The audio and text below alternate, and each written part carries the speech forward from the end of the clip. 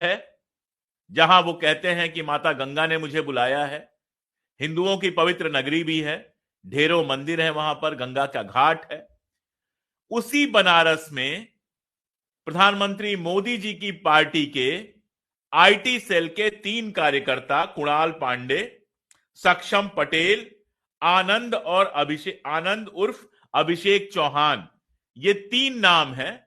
और अब तो अखबारों ने भी बाकायदा छाप दिया है इसको। दैनिक भास्कर ने बाकायदा इनकी पदवियां भी लिख दी हैं कि एक साहब वाराणसी महानगर के संयोजक हैं, दूसरे उप संयोजक हैं, तीसरे भी कुछ हैं। तीनों भारतीय जनता पार्टी से जुड़े हुए हैं। और जब मैं आपसे बात कर रहा हूं तो भारतीय जनता पार्टी के बड़े बड़े नेताओं के साथ इनकी तस्वीरें इंटरनेट पर तैर रही हैं, सोशल मीडिया पर तैर रही हैं। मोदी जी के साथ फोटो है, योगी जी के साथ फोटो है, वहां के केशव प्रसाद मौर्य के साथ फोटो है, और कौन नहीं है जिनके साथ फोटो नहीं है? महिला एवं बाल विकास मंत्री स्मृति ईरानी, जो बीएचयू जैसी घटनाओं पर एक शब्द नहीं बोलती हैं। ऐसे संसद के अंदर इतना चीखती हैं कि कई बार मुझे लगता है कि इनके गले के पास कितनी क्षमता है। मेरी आवाज भी बहुत अच्छी है, लेकिन उतना चीखने के बाद मेरे सर में दर्द हो जाए, इतना चीखती हैं संसद के अंदर। कोई जरा एक शब्द बोल दे, उस पर हमलावर हो जाती हैं। पिछले दिनों मनोज कुमार झा ने एक सवाल उठा लिया लीव को लेके, मेंस्ट्रुअल लीव को लेके, तमाशा बना दिया उस पर। एलजीबीटीक्यू को लेके सवाल उठाया, तमाशा बना दिया उस पर। लेकिन उन्हीं स्मृति ईरानी की पार्टी द्वारा शासित राज्य उत्तर प्रदेश के बनारस, जो प्रधानमंत्री महोदय का संसदीय क्षेत्र है, वहां एक महिला के साथ, एक छात्रा के साथ ये सारा कुछ हुआ तो स्मृति ईरानी बिल्कुल चुप थी। और अब जो आरोपी है, जो गिरफ्तार किया गया है, और ये मैं नहीं कह रहा हूं, यूपी की पुलिस ने ही गिरफ्तार किया है, अखबार जिसको रिपोर्ट कर रहे हैं, उसके साथ न केवल उनकी पार्टी के नेताओं का, बल्कि खुद स्मृति ईरानी का जो फोटो है वो इंटरनेट पर तैर रहा है। और ये कोई अलग सी घटना नहीं है, ये कोई ऐसी घटना नहीं है जिसको लेकर आप कहें कि अरे हो गया। भारतीय जनता पार्टी से जुड़े लोगों की ऐसी कहानियां लगातार आप देख रहे हैं सोशल मीडिया में और अखबारों में आ रही हैं। मैं सक्षम पटेल का जो ट्विटर पेज है वो देख रहा था। इतनी बड़ी बड़ी बातें, आरएसएस से भी जुड़े हुए हैं, प्रधानमंत्री महोदय के सारे ट्वीट रिट्वीट करते हैं, भारतीय जनता पार्टी और जेपी नड्डा के ट्वीट रिट्वीट करते हैं, संस्कार की बात करते हैं। ये लोग निश्चित रूप से हिंदू संस्कार, भारतीय नारी, ये वो, इन सारी चीजों की बातें करते होंगे, लगातार करते हैं। भारतीय जनता पार्टी के ये लोग हमको, आपको, सबको लगातार संस्कार सिखाते रहते हैं, भारतीयता सिखाते रहते हैं। मैं पूछना चाहता हूं कि बुलेट पे सवार होके जब ये 3 नौजवान आए बीएचयू के गेट पर, और एक लड़की को जो कुछ इन्होंने किया, मैं उसको दोहराने नहीं जा रहा हूं, तो वो संस्कार इनको कहां से मिलते हैं? आरएसएस की शाखा से वो संस्कार मिलते हैं, भारतीय जनता पार्टी से वो संस्कार मिलते हैं, या फिर आईटी सेल से वो संस्कार मिलते हैं? मैं आपको बताता हूं संस्कार का मतलब क्या होता है। हमें अगर बचपन में सिखाया गया कि महिलाओं का सम्मान करना है, तो उसमें कोई राइडर नहीं जोड़ा गया कि हिंदू महिलाओं का सम्मान करना है और मुसलमान महिलाओं का सम्मान नहीं करना है। ये कोई मां बाप, कोई परिवार नहीं सिखाता है। हमारा धर्म, हमारा संस्कार भी ये नहीं सिखाता है कि आपको खास तरह की महिलाओं का अपमान करना है, बाकी सब महिलाओं का सम्मान करना है।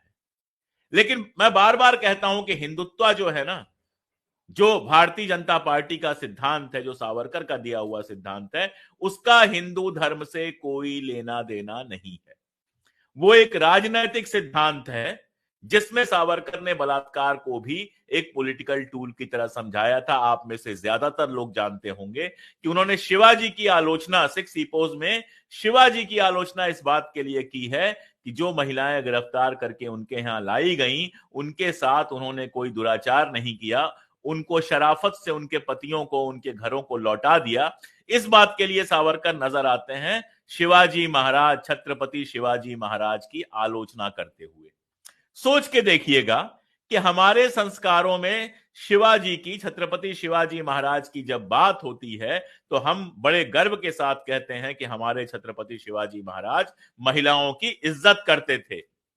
एक दुश्मन की, एक शत्रु की महिला जब उनके सामने पेश की गई तो उन्होंने कहा, आप इतनी सुंदर हैं, अगर हमारी माता भी इतनी सुंदर होती तो हम भी और सुंदर होते। यानी उस युवा महिला की तुलना सीधे अपनी मां से कर दी और इस एक पंक्ति से क्लियर कर दिया कि छत्रपति शिवाजी महाराज किसी महिला के साथ कोई दुर्व्यवहार नहीं करेंगे और हमारी पीढ़ियां इस पर गर्व करती हैं। मुझे यह कहानी मेरे पिता ने सुनाई थी, मेरे पिता को उनके पिता ने सुनाई होगी और पीढ़ियों से हम इस पर गर्व करते हैं। लेकिन सावरकर जब हिंदुत्व का सिद्धांत देते हैं और उसके बाद 6 इपोज नाम की किताब लिखते हैं तो उसमें शिवाजी की इसी बात के लिए आलोचना करते हैं। इसीलिए मैं कहता हूं कि इनके संस्कार हिंदू संस्कार नहीं है। अब आप कह रहे होंगे कि अभी घटना कल की है और ये अशोक पांडे फिर हमको इतिहास में ले गया। नहीं, मैं वर्तमान में ले आता हूं। आप ट्विटर पे जाइए, अगर कोई महिला इनकी विचारधारा के खिलाफ बात कर रही है तो आप क्या पाते हैं? क्या करता है भारतीय जनता पार्टी का आईटी सेल और पूरा का पूरा जो उसके फॉलोअर्स हैं वो क्या करते हैं? उस महिला को भद्दी से भद्दी गालियां देना, उस महिला के बारे में घटिया से घटिया बात करना, उस महिला के लिए घटिया से घटिया शब्द यूज करना, ये इनका तरीका है उन महिलाओं को खामोश कराने का जो इनके खिलाफ बोलती हैं। और हमारे जैसे जो लोग जब बोलते हैं तो क्या करते हैं? ये हमारे परिवार की महिलाओं को टारगेट करते हैं। ये हमारी बेटियों के बारे में, बहनों के बारे में, माओं के बारे में घटिया बात लिखते हैं। तो इनके संस्कार क्या हैं? इनके संस्कार बहुत स्पष्ट हैं कि महिलाओं को लेकर इनकी दृष्टि गंदी है। ये 24 घंटे महिलाओं के बारे में बुरी बातें कहते हैं और सोचते रहते हैं। आप लोगों में से कुछ लोगों को याद होगा ट्विटर पर बाकायदा सुल्ली डील चली थी जिसमें मुस्लिम महिलाओं की फोटो लगाकर उनका बाकायदा व्यापार किया जा रहा था, नीलामी की जा रही थी। ये ऐसा कुछ कर तो नहीं सकते थे, जो कुछ हो रहा था वर्चुअल वर्ल्ड में हो रहा था। लेकिन आपका दिमाग कैसे काम कर रहा है, आप दिमाग में कितनी गंदगी भर के बैठे हैं, इतनी बात तो इससे समझ में आती ही है। और जब दिमाग में यह गंदगी भरी रहेगी तो आप नमस्ते सदा वत्सले मातृभूमि गाते रहिए, लेकिन आपके अगल बगल इर्द गिर्द जो महिलाएं होंगी उन पर आपकी नजर गंदी होगी। हमारे एक शिक्षक कहा करते थे, टीचर हमारे कहा करते थे कि आप दिन का ज्यादातर समय जिस तरह के लोगों के बीच में गुजारेंगे वैसी ही आपकी मानसिकता बन जाएगी। इसीलिए याद कीजिए, बचपन में आपके माँ पिता आपसे क्या कहते थे? अच्छी किताबें पढ़ने को कहते थे, अच्छे लोगों से दोस्ती करने को कहते थे। क्यों? क्योंकि अगर आप उनके बीच में रहेंगे तो अच्छी बातें सोचेंगे। अगर आपके दोस्त, आपका माहौल ऐसा होगा जो महिलाओं के साथ बदतमीजी नहीं करता होगा, महिलाओं को सम्मान देता होगा, तो आप भी महिलाओं को सम्मान देंगे। लेकिन आईटी सेल के अंदर क्या माहौल होगा, आप सोच के देखिए। आप सोच के देखिए कि जब किसी महिला को ट्रॉल करना होता होगा तो आईटी सेल के लोग आपस में बैठ के कैसे घटिया बातें करते होंगे, कैसे गंदी से गंदी गालियां निकालते होंगे, इन्वेंट करते होंगे, कैसे अशोक पांडे जैसे लोगों को, अजित अंजुम जैसे लोगों को, या इस तरह के तमाम लोगों को जब इनको ट्रॉल करना होता है तो ये कैसी घटिया भाषा यूज करते हैं। और जब ये युवा, मैं इनका चेहरे देख रहा था, पढ़े लिखे बच्चे लग रहे थे, अच्छे घरों के बच्चे लग रहे थे। मैं